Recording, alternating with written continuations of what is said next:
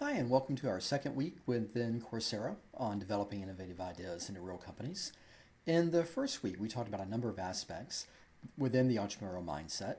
We talked about strategic decision making, the psychology of entrepreneurship, as well as risk taking in entrepreneurship. So this week, we're going to transition out of the entrepreneurial mindset topics and begin to go in and look at the market needs that are specific to the ideas that you may have or that you may develop. So with that, we're going to look at things like how you explore and satisfy real market needs, what macro factors and what is going on in the economy, in industries globally, etc., that can influence entrepreneurial opportunities and what you can do with them. So we start with that by looking at exploring market needs and specifically exploring real market needs. And we recognize that there are certainly customers in the market that have needs, and for us, we'll use needs and wants somewhat synonymously, that there's the opportunity for entrepreneurs to develop something that is better and perhaps at a price that is more attractive. And we'll also talk about that attractive doesn't always mean lower, but that the price you're charging leaves room to have a sufficient economic return and that it is a price that's viewed as having value versus what it is that the consumer is benefiting from. So key questions in identifying needs and identifying real needs is really understanding what is the unsolved problem. And this goes with the adage of a problem well defined as half solved. That we want to understand what it is that the customer is facing and where is it that the market opportunity really lies. We want to understand what is the way that we can potentially solve that. What is the customer doing today? What are competitive offerings now and in the future? And is the customer self-serving? And getting a firm understanding of that is really part of that problem definition as well. And we want to understand pricing. And we'll look at some pitfalls related to pricing, but that's certainly central to the decision that you're going to make and what the financials are going to be for the firm. So when we want to see needs and wants, we certainly want to get a better sense of the existing alternatives. And we want to get a better sense of what the problem is and also evaluate and consider alternatives for solving such problems. And sources of pain and aggravation are a good place to start. It's very good to have an idea for a new product, but again, we want to take a step back and think about, well, what's the pain that we're solving? What's the opportunity that we're enabling? What complaints do we have as either users of a product or service, or as we talk to friends and family and others that may use products or services, what are their complaints? What is it that they would wish for that we believe we have an idea to bring to the table to solve that? And a good place to look for that are online reviews. And so in this example, I simply went to Amazon.com. I typed in iPhone 5 speaker dock, and I wanted to see what's going on in the space as we look at what emerging opportunities are. For me as an entrepreneur, I'm probably not going to develop a new smartphone, but I might recognize that the smartphone market is growing, and perhaps I can engage in that growth and benefit from that growth by thinking about other accessories and applications and add-ons that I can develop. And I may, again, have an interest or exposure or experience in speakers or consumer electronics or things of that nature. And so I can go on and then, again, I may start with seeing, well, what's out there? Who's participating in the space? What are the features and functions? What are the companies? What are the price points? And those are all starting points. But there's an item that's often overlooked, and that's here in the bottom, and that is these reviews.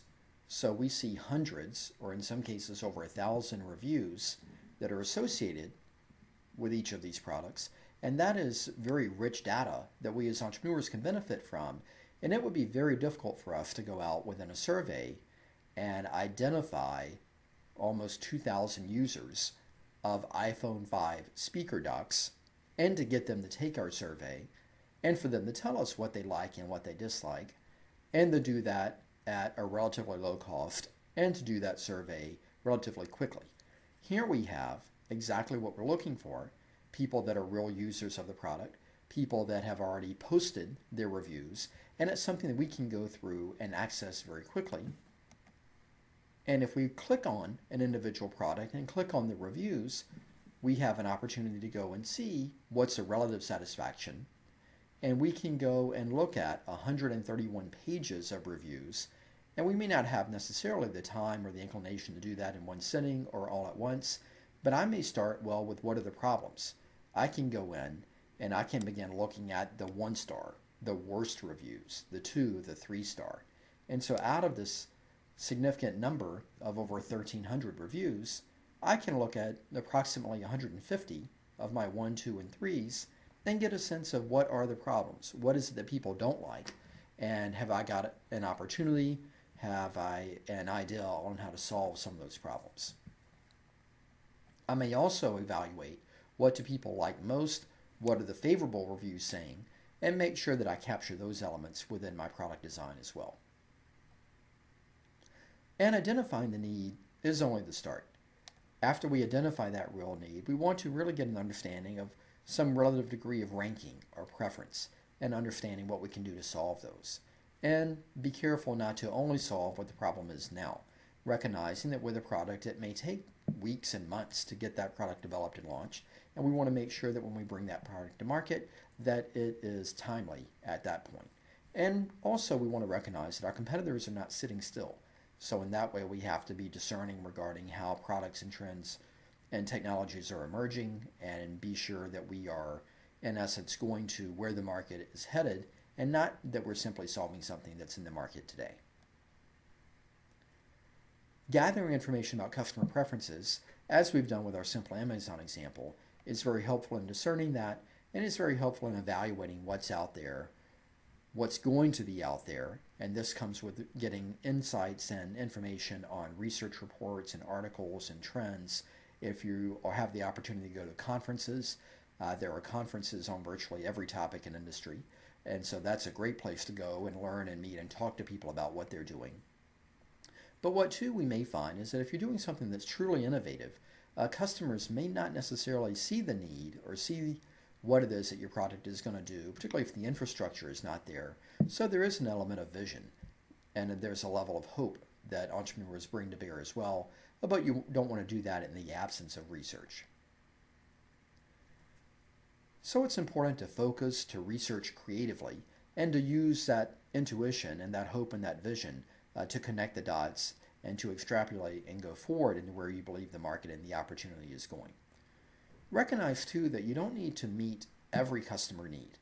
Customers may want a long list of things, but they may only be willing to pay for the 2 or 3 or 4 top things that they really value.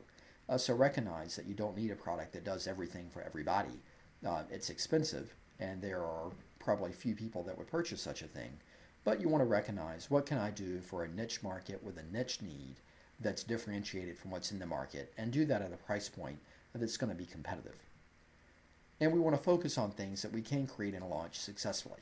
And as we've discussed before with minimum viable products, you may be in the mindset that I don't want to release a product until it's perfect, but again, there's great value in releasing early stage products to get that customer feedback. And recognize too that many successful companies do not have only one product, and they do not have only the product that they started with. Companies build multiple products and multiple versions over time, and so get in that mindset and think about a company that can be created, not simply what's a product. And we also, in that vein, want to separate preferences. We want to understand cost. We want to beware of doing too much at the same time. So in that way, I would encourage you to start with a product or a service.